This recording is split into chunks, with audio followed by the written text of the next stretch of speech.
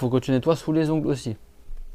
Certains savants, ils ont dit, si c'est simplement la noirceur qui est due à la transpiration, comme ça se passe des fois, certains ont dit que c'est toléré. Si c'est l'espèce de noir là, qui s'accumule sous les ongles, mais c'est pas de la terre, c'est juste ce qui est lié à la transpiration.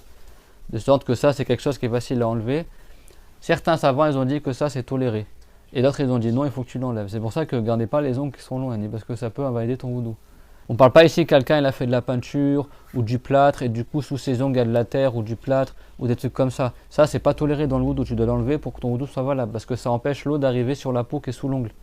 Bien sûr, on parle pas de sous l'ongle, tu dois arracher ton ongle. On parle juste de l'ongle quand il pousse la partie blanche de l'ongle. Ce qui est recouvert par la partie blanche de l'ongle de la peau, ça doit être lavé aussi.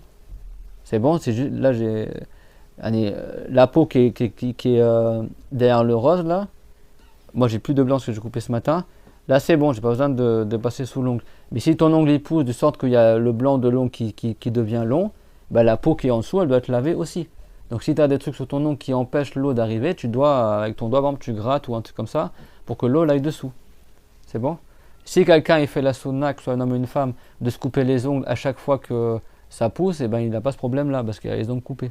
Mais les femmes qui se laissent pousser les ongles ou les hommes, s'il y en a certains hommes, qu'est-ce qu'ils font? Ils laissent pousser l'ongle de l'auriculaire très long comme ça quand il en a besoin, il se sert. Ça c'est pas la sunna du tout. En plus c'est pas quelque chose qui est très propre. En islam c'est pas bien d'avoir les ongles longs. C'est pas propre en fait. Non c'est là-bas même certaines femmes elles se laissent pousser 2 cm, 3 cm. Quant aux femmes qui mettent le vernis c'est invalide le wudu. Parce que le vernis bah, ça te fait une couche imperméable sur l'ongle qui fait que l'eau elle va jamais atteindre l'ongle. C'est pas comme certains ignorants ils disent tu frottes comme les khouf. Non, les khouf c'est pour les pieds, c'est dans le Coran. D'accord. Wamsahu bi ru'usikum wa arjulikum ila al-ka'bayn. Dieu l'a dit, vous frottez vos têtes et vos pieds jusqu'aux chevilles. Ça c'est pour celui qui porte les khouf. C'est pas cité pour les ongles, d'accord.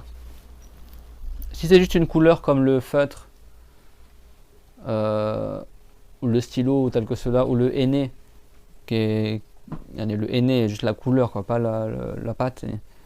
Si c'est juste la couleur, ça n'empêche pas l'eau d'arriver à l'ongle ou à la peau. C'est bon. Si par exemple toi tu as un trait au stylo sur ta main, le wudu reste valable avec, c'est bon. Si tu te mets de l'huile d'olive par exemple ou de l'huile sur la peau, ça reste valable. Par contre la vaseline ça fait une couche sur la peau. Ça invalide le wudu aussi. C'est clair, parce que la vaseline si tu le fais avec du pétrole c'est imperméable.